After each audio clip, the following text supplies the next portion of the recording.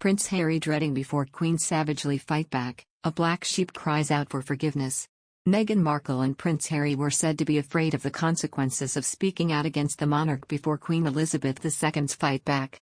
The Duke and Duchess of Sussex stepped down as senior members of the royal family last year and relocated to California. Following their departure, the couple has publicly attacked the firm. Meghan and Harry's unauthorized biography, Finding Freedom, was published last year and was re-released this month. In the new edition, an extract from the biography said the couple were afraid of the consequences of speaking out against the monarchy.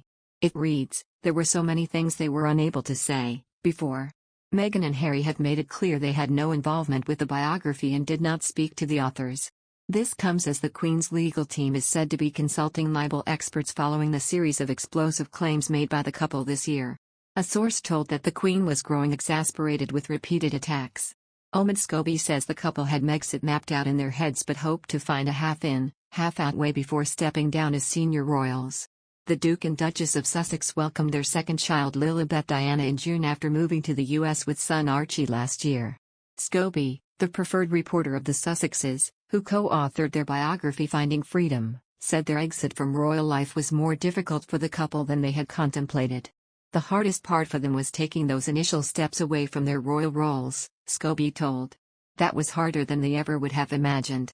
They had it all mapped out in their heads. They tried to find a way to compromise and find the half-in, half-out way. Scobie believes, however, if the pair had come to a compromise, they would have ended up fully stepping down anyway. But would that have enabled them to have that level of happiness and security that they have today? Probably not, he continued. Those ties with the institution would have still been strong and there would have constantly been issues about financial endeavors and the business decisions they made. In a new chapter of Finding Freedom, authors Scobie and Carolyn Durand say the comment did not go unnoticed.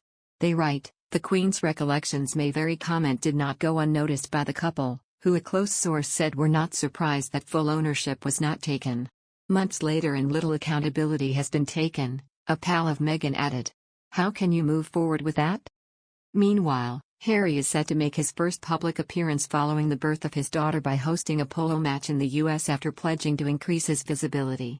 The Duke of Sussex will compete in the Centerville polo match today in Colorado after donating £1.1 million from the proceeds of his upcoming memoirs to the charity he co-founded.